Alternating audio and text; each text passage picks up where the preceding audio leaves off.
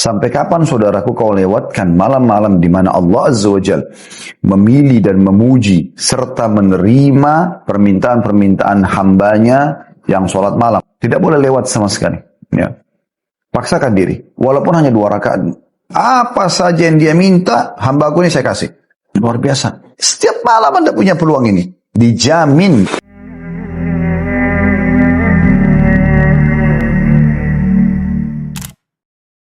InsyaAllah kita akan masuk langsung pada kesempatan ini hadis nomor 631 dari awal kita belajar dan 19 bab kita ini. Sanadnya Hasan di ghairihi atau menjadi Hasan karena dikuatkan dengan riwayat-riwayat yang lain. Dari Uqbah bin Amir radhiyallahu anhu dia berkata, aku mendengar Rasulullah sallallahu alaihi wasallam bersabda, "Ar-rajulu min ummati yaqumu min al-laili yu'aliju nafsahu ila at-tahur wa 'alayhi 'uqad."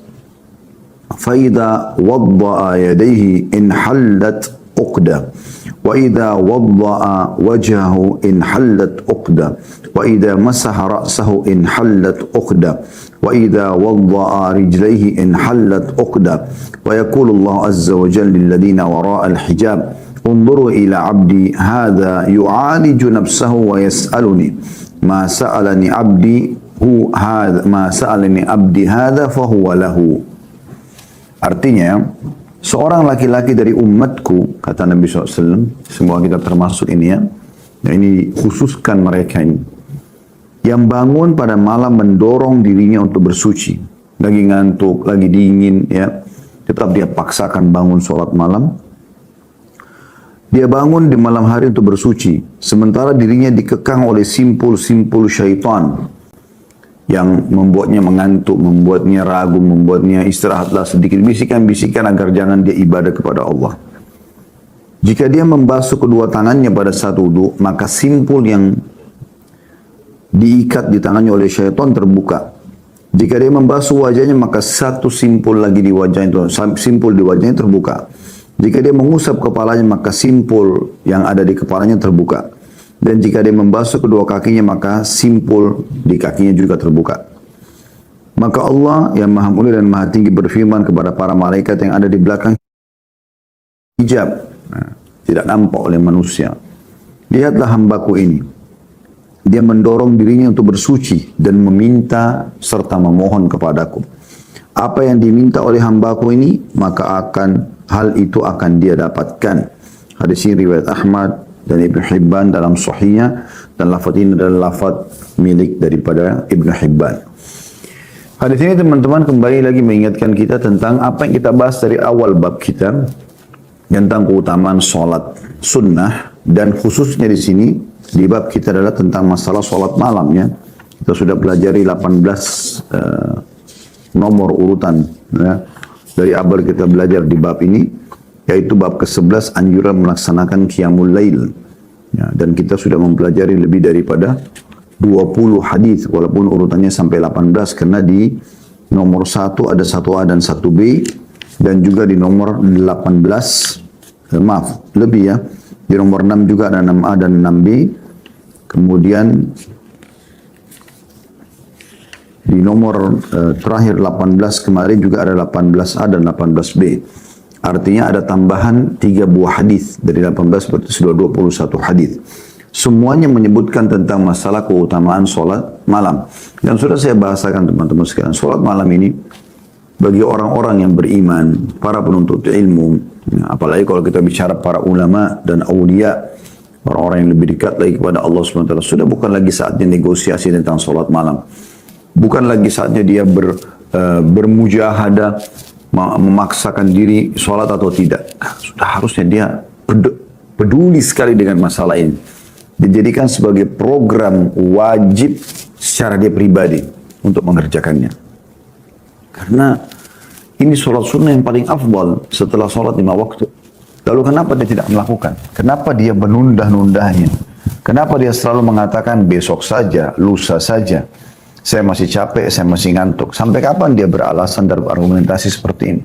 Sampai kapan saudaraku kau lewatkan malam-malam di mana Allah Azza wa Jal memilih dan memuji serta menerima permintaan-permintaan hambanya yang sholat malam? Apakah itu dengan berdoa ataupun dia memohon ampun dari dosa-dosanya. Sampai kapan engkau melalaikan malam-malammu sementara batas umurmu ada?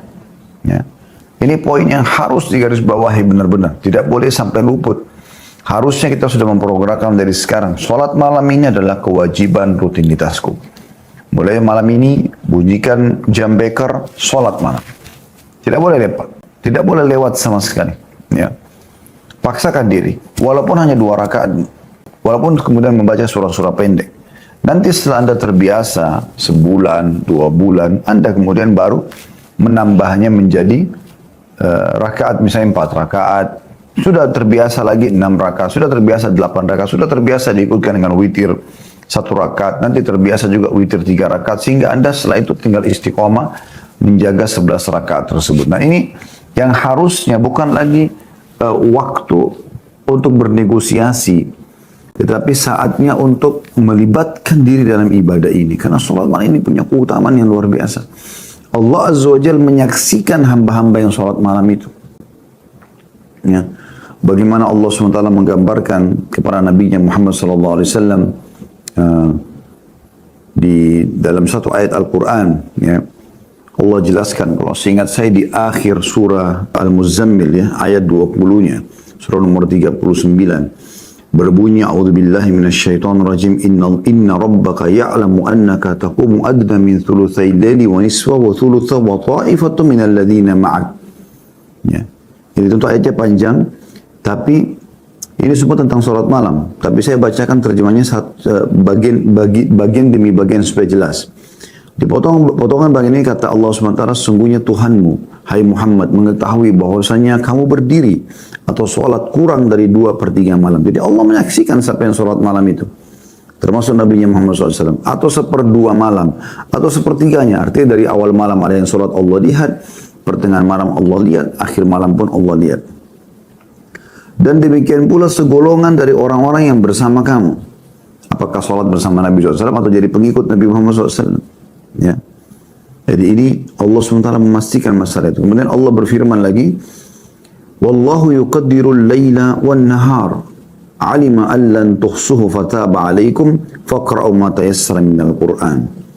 Alima an sayakunu minkum marda wa akharuna yadribuna fil ardi wa yabtaguna min fadlillahi wa akharuna yuqatiluna fi sabilillah faqra'u ma tayassara min wa aqimus salata wa atuz zakata wa aqridullaha qardan hasana wa ma tuqaddimu li anfusikum min khairin tajiduhu indallahi huwa khairan wa a'zama ajra wastaghfirullah innallaha ghafurur rahim.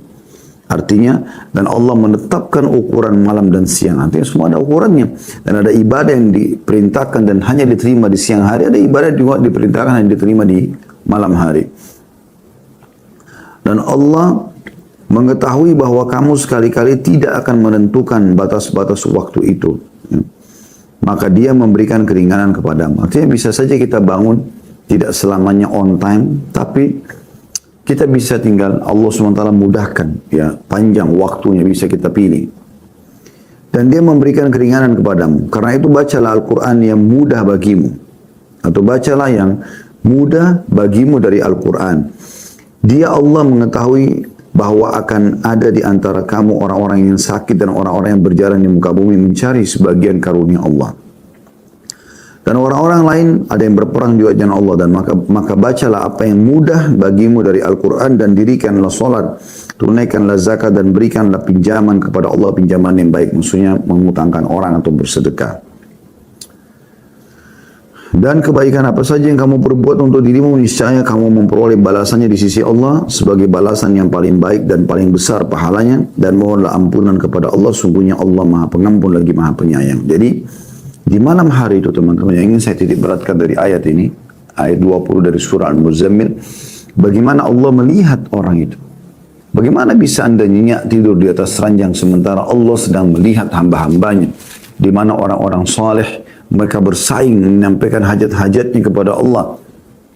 Mereka terus bermunajat agar diampuni dosa-dosanya. Bangun wahai saudaraku, dan cukuplah kelalaian sekian tahun anda lalaikan. Ya, cukup. Kita semua pernah lalai, tapi jangan lalai terus-menerus. Kembali kepada Allah Subhanahu wa Ta'ala. Dirikan sholat malam itu. Ya.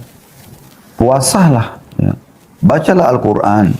Berzikirlah. Sudah saatnya berubah menjadi orang lebih baik.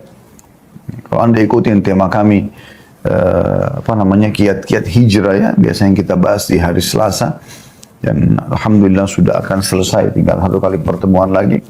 Dari kemaksiatan kepada ketaatan, bagaimana seseorang itu memang harus memaksakan diri ke sana, dan memang di tangan dia perubahan itu, bukan di tangan orang lain. Banyak orang mengatakan iya ya, kalau dia dengar temannya misalnya pas menceritakan tentang sholat malam, dia mengatakan iya saya juga pengennya. Terus kapan? Harapannya apa? Harapannya ada tangan dari langit tanda kutip turun kemudian memaksa dia sholat malam? Tidak mungkin. Allah sudah turunkan kitabnya.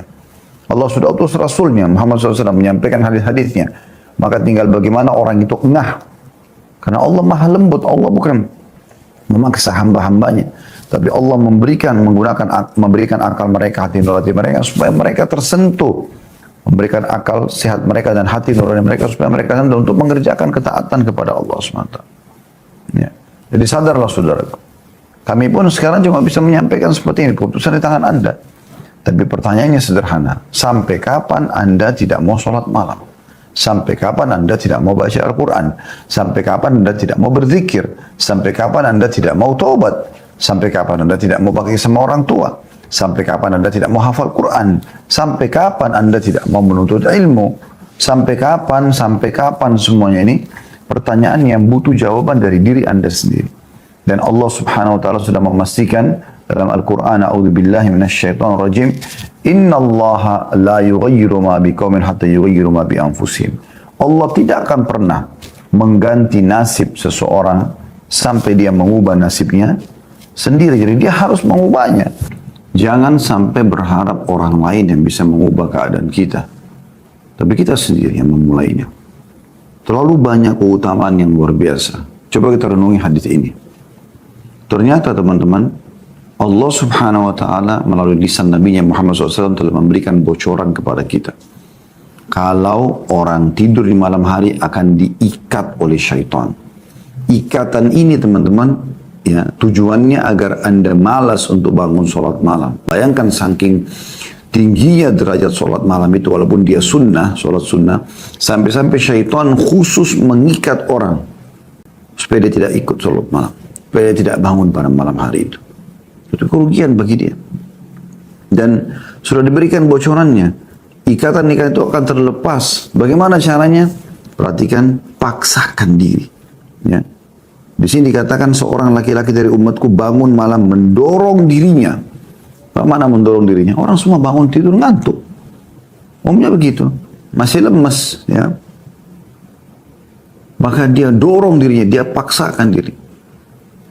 Kemudian untuk melepas semua ikatan-ikatan syaitan, dia wudhu. Cuci tangan, lepas ikatan. Ya. Cuci wajah, lepas ikatan. Cuci kepala, lepas ikatan. Cuci kaki, lepas ikatan. Kemudian kalau dia sholat, ya, maka juga lepas ikatan seluruhnya. Dalam hadis yang lain yang pernah kita pelajari, maka kata Nabi SAW, engkau akan temukan orang ini paling bahagia pada hari tersebut. Dia paling bahagia, dia paling tenang, hanya karena terlepas ikatan-ikatan syaitan itu.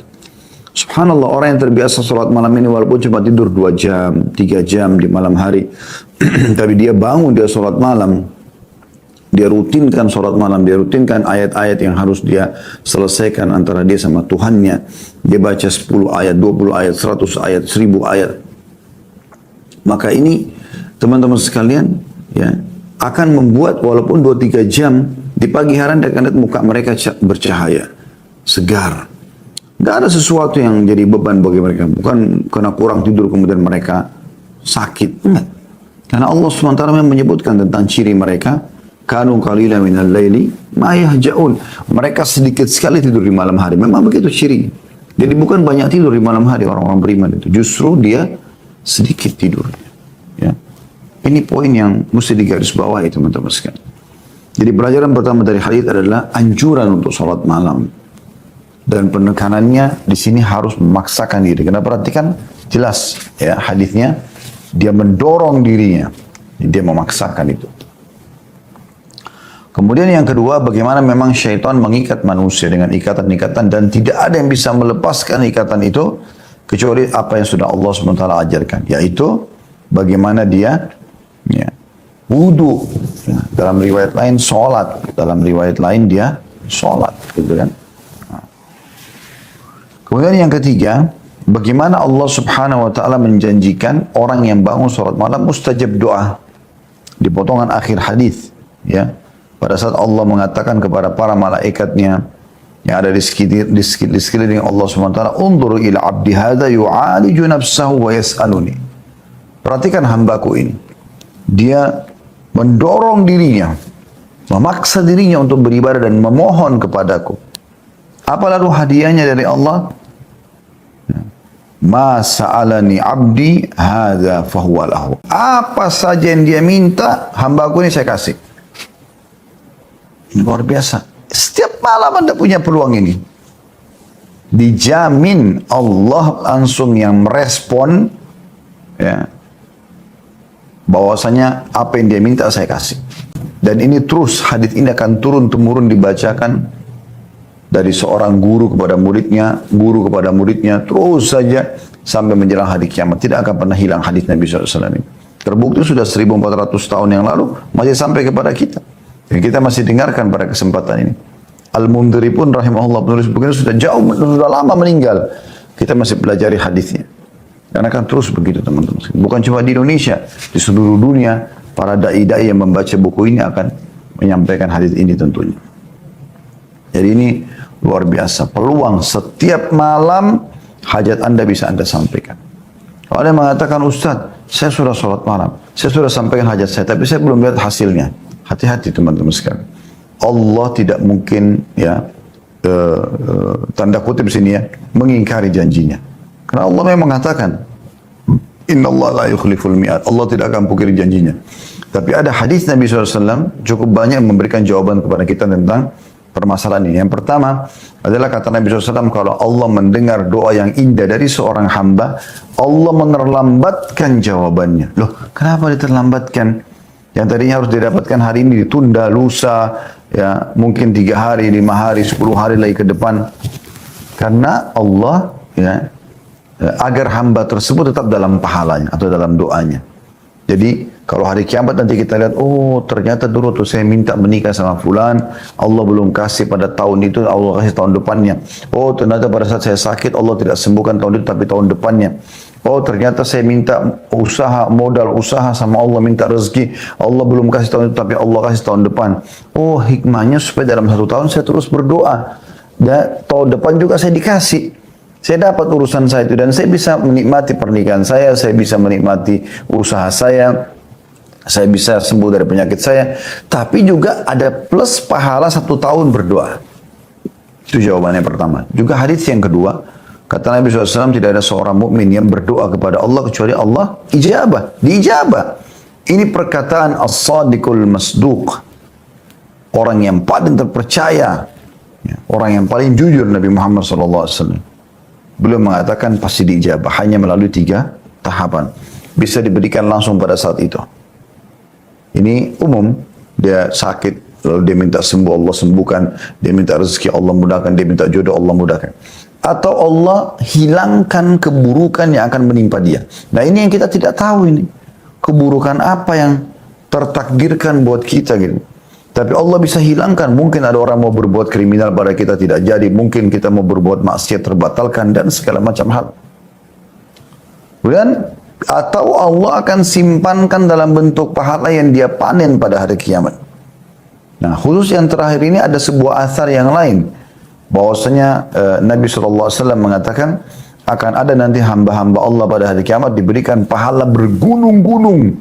Banyak sekali pahala itu. Dia sendiri tidak tahu pahalanya dari mana sebenarnya gitu. Dia bingung gitu. Kemudian dia pun bertanya kepada para malaikat, ini dari mana ini? Maksudnya setahu saya nggak pernah buat nih. Maka kata para malaikat, ini doa-doa kalian yang belum kalian diberikan jawabannya di dunia. Allah lebih tahu hamba ini butuh di akhirat nanti. Maka pada saat itu kata Nabi SAW, semua hamba-hamba yang tadinya berdoa ini, yang lihat ternyata doanya masih ada didapatkan hasilnya hari kiamat, berharap semua doanya di dunia dulu, nggak dikasih di dunia, dikasih di akhirat. Karena dia tahu ini akan sangat membantu dia untuk sampai pada derajat yang tinggi di surga. Ini kan luar biasa teman-teman sekalian. Ini hal yang luar biasa yang harusnya menjadi target setiap orang beriman. Ini bukan main-mainin. Ya. Ini bukan main-main. Dan kita harus bersangka baik dengan Allah Subhanahu wa taala karena kata Nabi SAW, Allah berfirman dalam hadis qudsi, ana inda dhanni 'abdi bi. Saya sesuai dengan prasangkaan hamba-Ku, gitu kan?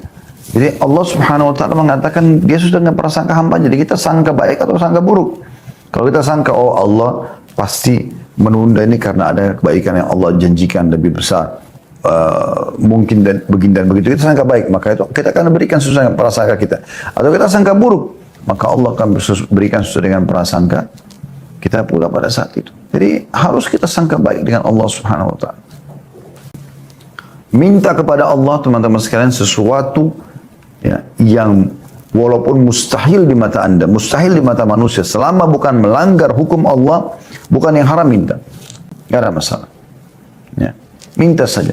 Nabi Zakaria alaihissalam minta anak dari istri yang mandul. Bayangkan aja. Mandul sudah jelas nggak bisa.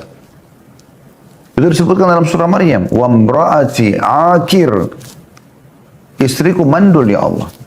Bahkan Nabi Zakaria alaihissalam Allah berikan anak Yahya alaihissalam di umur sudah 100 tahun. Digambarkan di awal surah Maryam itu. Washta'ala ra'su syaiba wa lam akun bidu'aika rabbi syaqiyya. Rambutku semua sudah putih, badannya sudah lemah, tapi saya tidak mau putus asa ya Allah. Selama bukan melanggar sunnatullah, Anda tidak minta ya Allah hilangkan siang. Tidak mungkin, itu sunnatullah sistem. Anda tidak suka sama lawan jenis Anda mengatakan ya Allah hilangkan laki-laki, hilangkan perempuan. Tidak mungkin, Allah ciptakan memang min dzakarin wa untha. Allah katakan inna khalaqnakum min dzakarin wa untha, kami ciptakan kalian dari laki-laki dan perempuan. Tidak mungkin ubah itu sistem. Tapi selama bukan sistem yang diubah, Anda bisa minta kepada Allah SWT. Bukan mustahil. Dengan hikmah Allah Subhanahu wa taala Allah bisa berikan. Ya. Dan itu semua teman-teman Anda bisa mendapatkannya di setiap malam peluang itu. Baik teman-teman sekalian, kita lanjutkan hadis selanjutnya tentang keutamaan dan anjuran sholat malam, yaitu hadis nomor 632 dari awal kita belajar dan urutan 20 dalam bab kita ini, bab ke-11 anjuran sholat malam. Dengan sanad sahih dari Abdullah bin Qais radhiyallahu anhu, dia berkata, Aisyah radhiyallahu anha berkata, la tada qiyamal lail fa inna Rasulullah sallallahu alaihi wasallam kana la yada'uhu. Wa kana idza marida aw kasila shalla qa'idan. Jangan tinggalkan qiyamul lail. Ini kata Aisyah ummul mukminin radhiyallahu anha. Dia nasihatin Abdullah bin Qais karena Rasulullah sallallahu alaihi wasallam tidak pernah meninggalkannya jika beliau sakit atau betul-betul lagi jenuh, ya, maka beliau tetap sholat walaupun dalam kondisi duduk. Hadis ini riwayat Abu Daud dan Ibnu Khuzaimah dalam sahih. Ya. Hadis ini ya ada sebuah informasi penting dari istri yang mulia Aisyah radhiyallahu anha, istri Nabi sallallahu alaihi wasallam. Ya, bagaimana beliau menggambarkan tentang suaminya yang memang panutan umat ini mengerjakan sholat malam, dan bagaimana Nabi SAW tidak pernah meninggalkan sholat malam ini bagaimanapun keadaannya, sampai pada tingkat sakit pun tetap sholat walaupun itu harus duduk, walaupun sholatnya juga harus diringankan. Ini menandakan ada motivasi yang sangat besar kenapa Nabi SAW menjaganya. Di beberapa riwayat yang sebelumnya yang kita pelajari juga bagaimana Nabi SAW sholat malam disampaikan juga oleh Aisyah radhiyallahu anha sampai kaki beliau bengkak. Ada riwayat lain, ya, telapak kaki dan betis beliau bengkak. Ada riwayat lain juga mengatakan, ya, pecah-pecah tumitnya, sallallahu alaihi wasallam. Dan pada saat Aisyah tanya, ya Rasulullah, kenapa Anda lakukan ini? Anda sudah diampuni dosa Anda yang lalu dan akan datang. Anda seorang Nabi. Kenapa harus sampai seperti ini memaksakan diri? Kata Nabi SAW, afala akunu abdan syakura. Apakah tidak bisa aku menjadi seorang hamba yang bersyukur? Dan memang teman-teman kalau kita renungi ini, terlalu banyak nikmat Allah Subhanahu wa taala yang meningkat kepada kita, menimpah kepada kita. Bagi Anda yang masih Allah berikan kesehatan, mata kita, Masya Allah masih bisa melihat, semoga Allah jaga sampai kita meninggal normal baik. Telinga kita masih bisa mendengar, hidung kita masih bisa menghirup dan membedakan mana bau wangi, bau busuk, masih bisa bernafas. lidah kita bisa membedakan mana asin, mana manis. Ya, bibir kita masih bisa berfungsi, gigi masih bisa berfungsi, seluruh kulit, tulang-tulang, anggota tubuh, kemaluan kita masih berfungsi. Ini nikmat yang melimpah yang luar biasa. Wahai yang sudah menikah, sekali saja interaksi biologis Anda, sebuah nikmat yang tidak terhingga. Sudah berapa tahun Anda lakukan perbuatan tersebut? Sekali saja saudaraku kita bisa makan yang enak, dan kita terus bisa makan setiap harinya. Itu nikmat yang tidak terhingga. Haus kita setiap hari kita rasakan haus. Bisa hilang. Yang karena rutinnya kita lakukan dan mudahnya kita dapatkan air sampai kita menganggap itu seperti bukan nikmat. Padahal sebuah nikmat yang luar biasa gitu. Ya. Dan sekian banyak. Kalau kita mau bicara nikmat-nikmat ini, kata Allah SWT, wa in ta'uddu ni'matullahi la tuhsuha. Kalau kalian ingin menghitung nikmat Allah, kalian tidak akan mampu menghitungnya. Karena terlalu banyak kalau kita ingin rincikan. Maka Nabi SAW mengambil kesimpulan sholat malam ini bukan hanya sekedar mengejar pahalanya. Tapi bagaimana aku menjadi seorang hamba yang bersyukur terhadap nikmat. Karena tidak tahu lagi harus bilang apa. Paling tidak Allah melihat, oh hambaku ini memaksakan diri untuk bangun kepadaku. Sebagaimana hadis sebelumnya sudah kita bahas tadi. Ya. Dan itu wasiat yang sangat indah sekali dari seorang ummul mukminin, ibu orang-orang beriman Aisyah radhiyallahu anha. Ya, agar jangan umat ini meninggalkan sholat malam karena Rasulullah SAW tidak pernah meninggalkan sholat malam. Pelajaran yang pertama adalah bagaimana Nabi SAW tidak pernah meninggalkan sholat malam. Dan ini untuk keutamaan sholat malam. Yang kedua adalah seseorang boleh mengerjakan sholat duduk kalau ibadah sunnah tanpa ada uzur pun. Jadi misalnya kalau sholat wajib, kan kita boleh sholat duduk kalau sholat berdiri nggak bisa, gitu kan. Kita boleh sholat berbaring kalau duduk nggak bisa, kan begitu. Harus diupayakan dulu berdiri, kalau nggak bisa baru duduk. Kalau nggak bisa duduk baru baring gitu kan. Itu kalau sholat wajib. Kalau sholat sunnah boleh. Anda mau sholat duduk walaupun lagi sehat nggak ada masalah. Cuman memang Nabi SAW mengatakan pahala orang yang sholat duduk setengah daripada pahala sholat orang yang berdiri. Tapi Anda bisa lakukan sambil duduk. Kalau memang Anda betul-betul lelah, ngantuk, capek, ya.